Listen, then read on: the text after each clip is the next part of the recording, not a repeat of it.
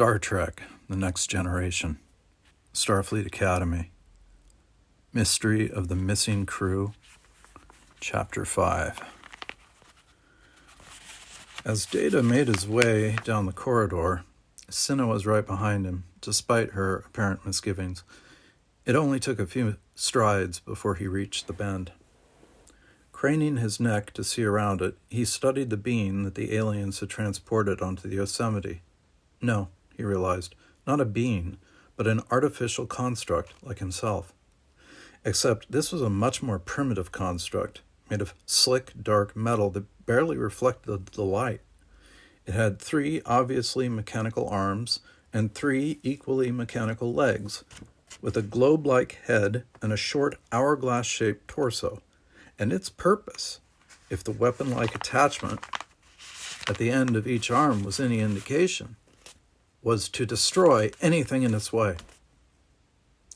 Data had only a fraction of a second to make all these observations before one of the thing's arms swiveled and sent a seething barrage of crimson energy in his direction.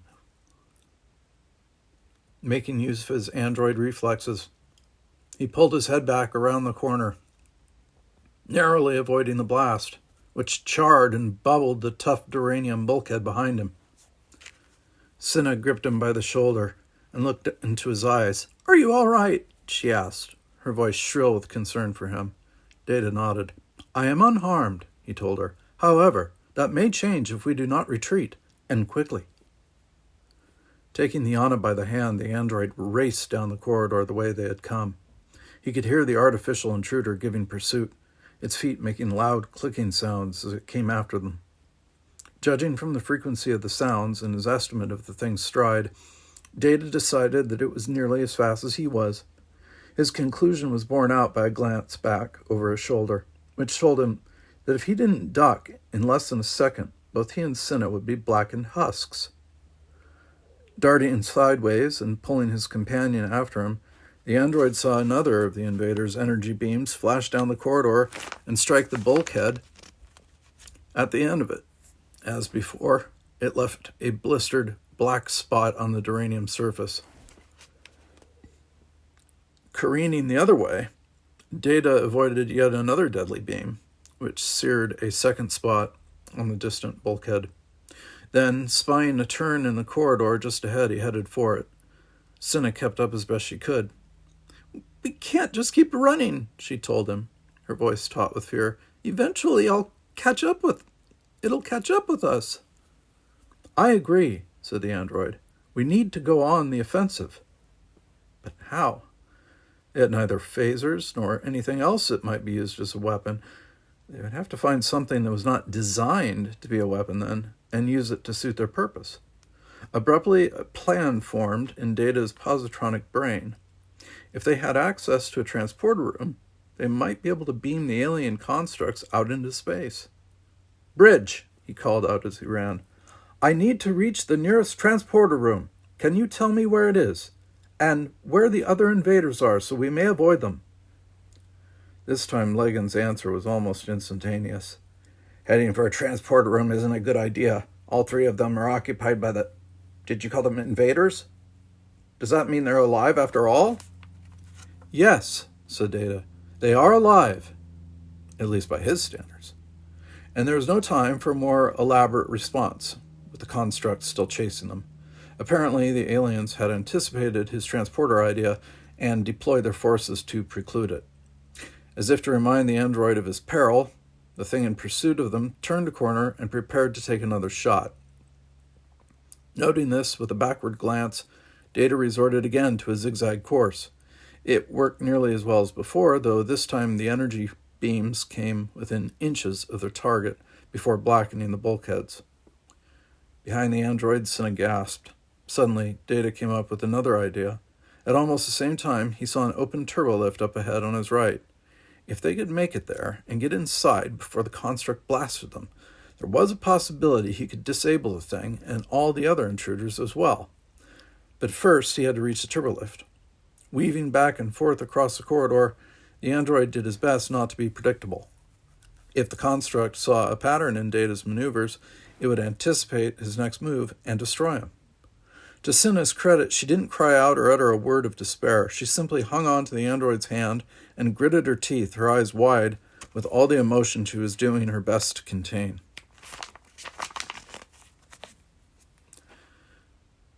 Not much farther, Data assured himself, as a bolt of devastating force sizzled so close to his ear, he thought it might have hit him. A moment later, as his neural net scanned for damage, he realized that the beam had missed.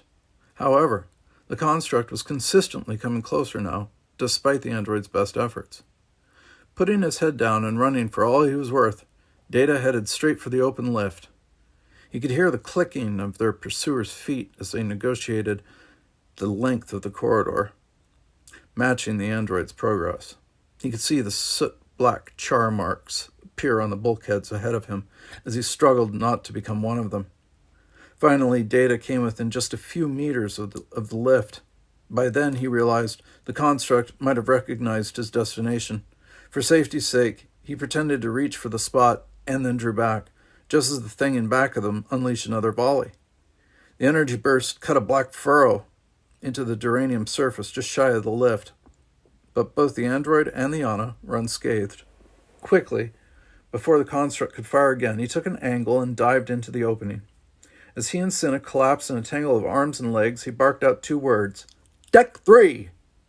Immediately, the doors to the compartment began to close, though not as rapidly as Data would have liked. If the invader caught them in the turbolift compartment, there would be no way to avoid its deadly blasts. No sooner had he considered this possibility than he saw one of the construct's dark metallic arms slide into view, a weapon on the end of it. As the android watched, helpless, he saw the thing take aim at them through the ever-diminishing space between the doors. When the barrel of the weapon was pointed right at Data's forehead, it fired. However, the resulting energy blast came just a split second too late. The doors completed their movement and shut tight, protecting the android and his companion from harm. But even then, they weren't completely out of the woods. As they watched, the invader's destructive beam caused the doors to ripple and bubble along their vertical seal. No doubt the concentrated energy would eventually eat through the tough duranium. Fortunately, the lift compartment chose that moment to begin its descent, in response to Data's command. As it moved in the direction of Deck 3, all evidence of the invader's barrage was left behind.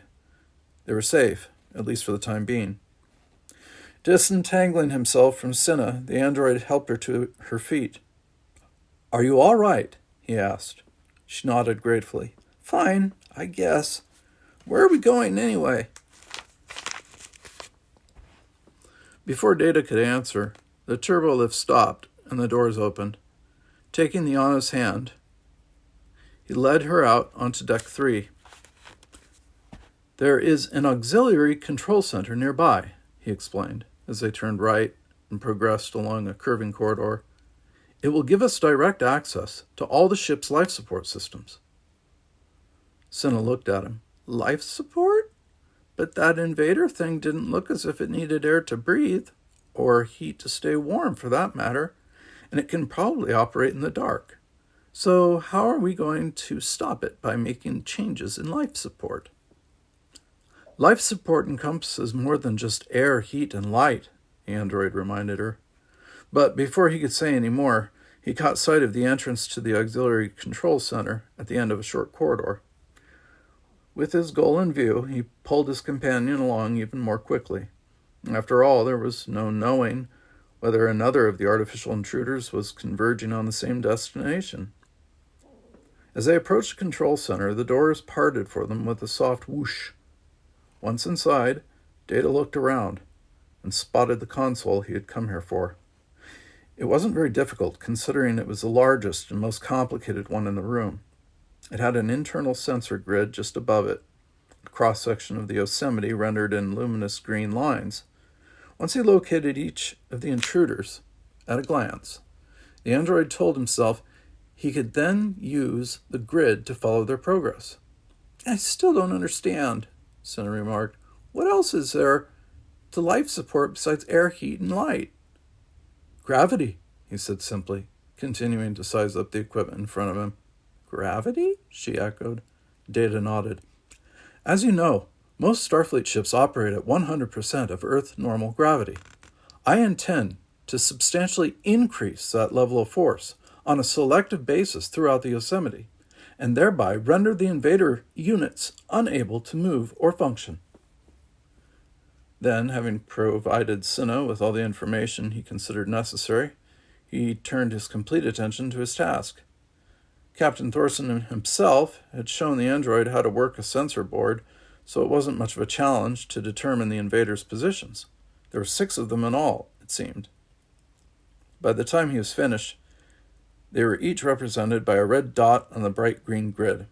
1 invader in each of the Yosemite's transporter rooms, as Lagan had informed them. Another outside the turbolift on Deck 2, still blasting away at the lift doors, perhaps. Yet another on Deck 1, guarding the engine room.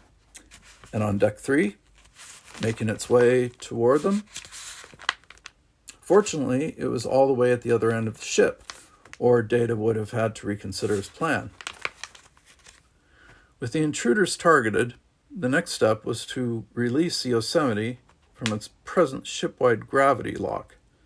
Manipulating the controls, the android got rid of the lock in short order. Then he gave the computer its instructions, saying them out loud for Cinna's benefit. "Increase artificial gravity," he announced, "to 1,000% Earth normal on Deck 5, Section 7, 17, and 24. That would cover the invaders in the transporter rooms. Implement the same increase on Deck 2, Section 6, Deck 1, Section 30, and Deck 3, Section 9. That would take care of the 3 others. But as the computer worked to carry out Data's orders, he saw that his scheme would not work out as smoothly as he had hoped. It must have shown in his expression because his companion put her hand on his shoulder. "What's wrong?" asked Cinna. The android glanced at her. "The Yosemite is a much older ship than the Tripoli," he explained. "On the Tripoli, it would have been possible to apply an increased gravity field to all of the invaders at once. Here, my orders will have to be carried out in sequence. In other words, the fields can only be set up one by one." Her brow creased with concern. "Does that mean it won't work?" Data shook his head. "Not necessarily. It simply means it will work more slowly, and only in the sequence I give the computer." Cinna looked at him. "That shouldn't make a difference, as long as we get them all in the end, right?" "Correct," he responded. "However, our inability to control sequencing may prevent us from getting them all." He turned back to the internal sensor grid and its 6 red dots. Only one was moving. He pointed to it, following its motion with his finger. "This," he said, "is the last intruder on Deck 3. It is approaching us at a rapid pace, having detected our presence here, though I am not sure how." He slid his finger to a spot partway between the red dot and their current position. "I intend to establish a gravity trap here, a juncture it cannot help but pass on its way to us." "But there's no guarantee the trap will be set up in time to catch the thing," Cinna concluded. "No guarantee at all," the android confirmed. Chapter 6. Data knew that Cinna could not have been happy about the situation, but as before, she kept her fears to herself. Only her eyes showed her anxiety as they followed the progress of the red dot on Deck 3. It was moving through the ship's corridors at a most impressive pace, coming ever closer to them. But at the same time, the Yosemite's computer was working to stop it. As the android looked on, something happened to the area around the red dot in Section 7 on Deck 5. The grid went from green to blue in that spot. It meant that the first of his commands had been carried out. One of the intruders was now pinned under a gravity 10 times as strong as that of Earth. 1 down, thought the android, and 5 to go. A moment later, and a second section on the sensor grid turned blue, and a third. All 3 of the intruders on Deck 5 had been rendered useless, and as Data watched, a 4th, the construct on Deck 1, near the engine room, was neutralized as well. "Only 2 left," Cinna observed. Before she had completed her remark, a 5th red dot was captured, leaving only a single construct, still at large, the one on their level. The android tracked its movement along the grid, calculated its speed, and came up with an estimate of when it would arrive at the site of the gravity trap. Then he checked the computer's progress in creating the trap. "Are we going to be in time?" asked Cinna. Her voice was taut with concern. Data's answer was simple, to the point, and completely lacking in emotion. "No," he informed her. "We are not. The construct will pass the location of the trap several seconds before it is set up."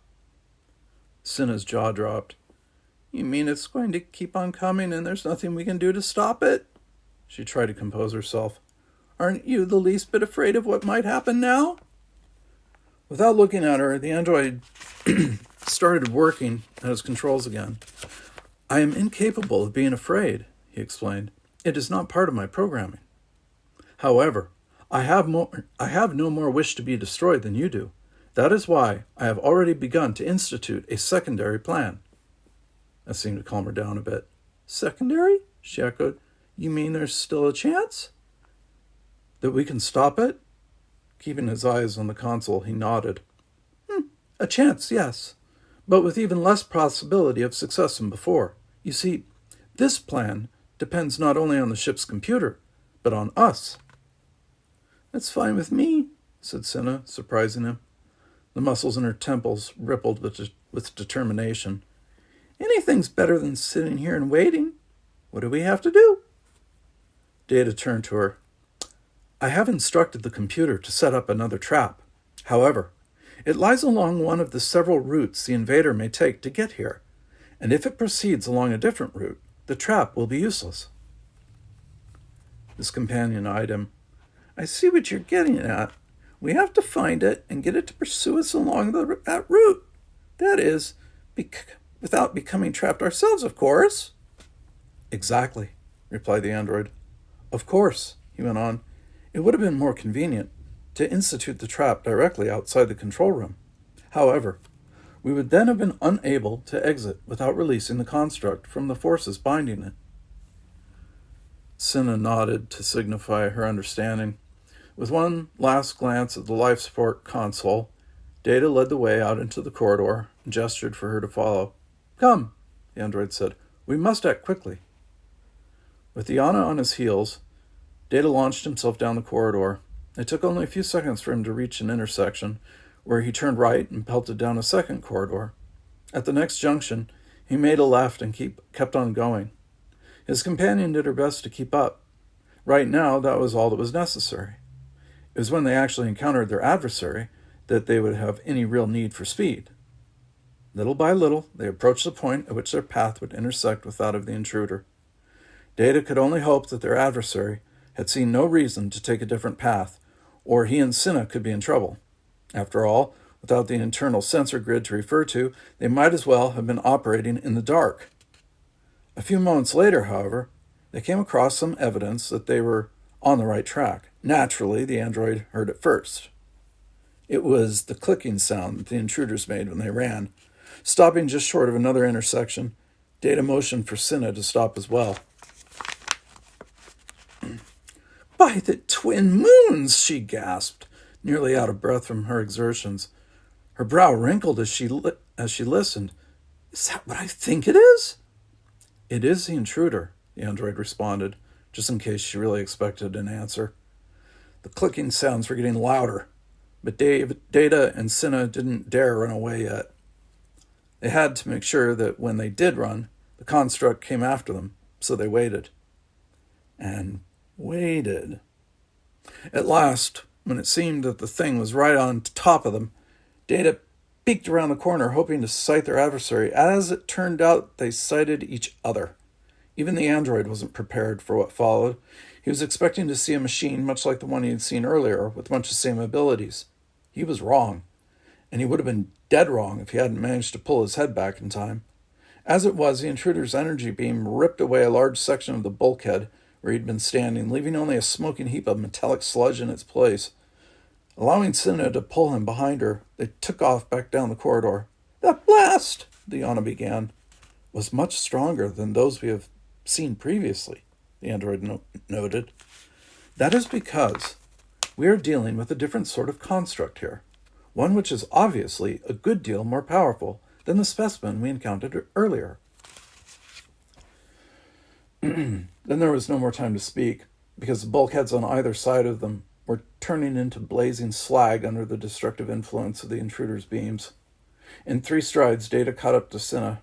One more, and he had passed her. Then, as before, he took advantage of his superhuman quickness to keep them just ahead of their pursuer's barrage. Making a right at the junction, the android skidded a little, and it almost cost him his artificial existence.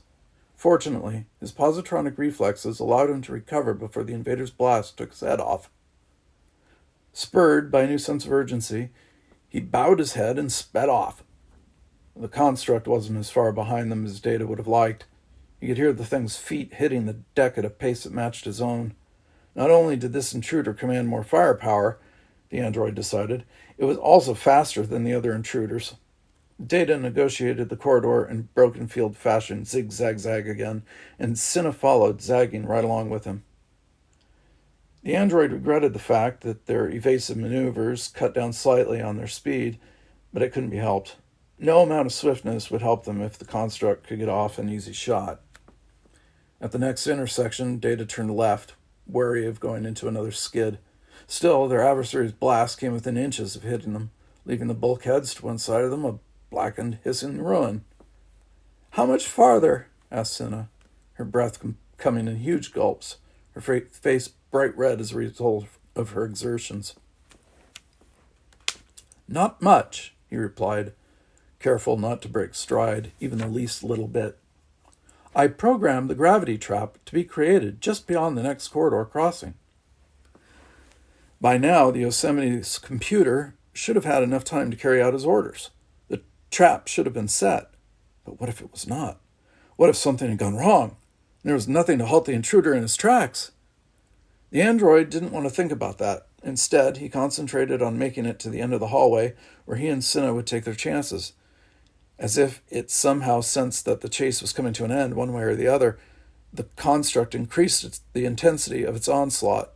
Its blast ripped through the bulkheads on either side of Data, sending up a noise like 1,000 screeching voices. Smoke billowed around the android and his companion in thick black clouds. Fragments of the bulkhead spattered and sizzled on the deck around his feet. And still he went on, plunging toward what he hoped was their salvation.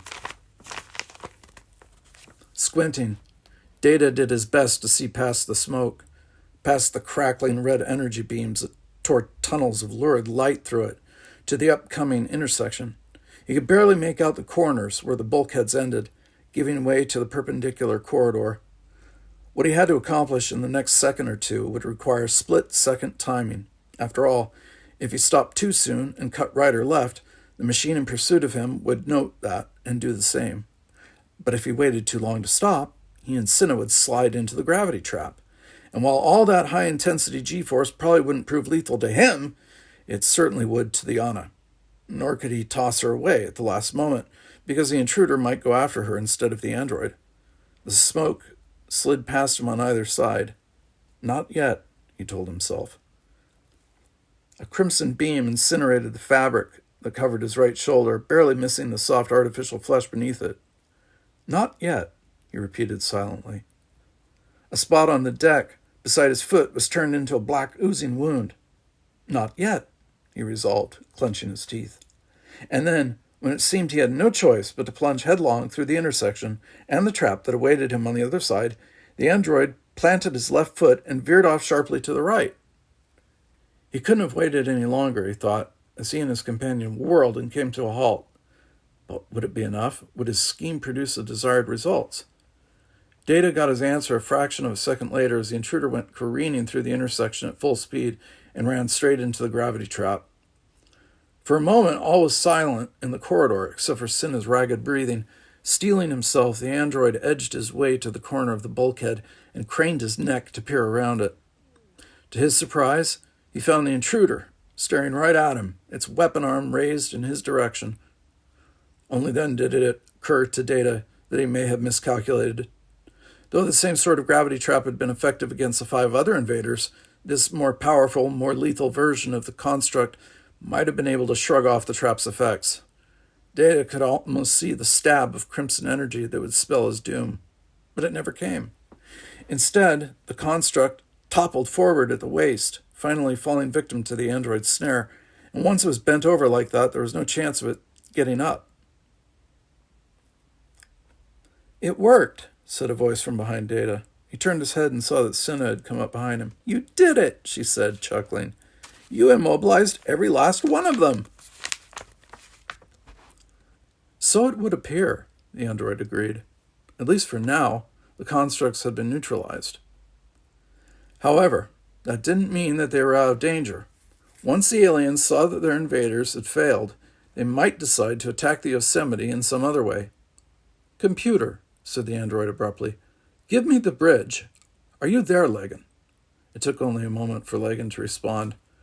"Where else would I be?" asked Iana. "Are you all right?" "We are fine," Data assured him. "And you?"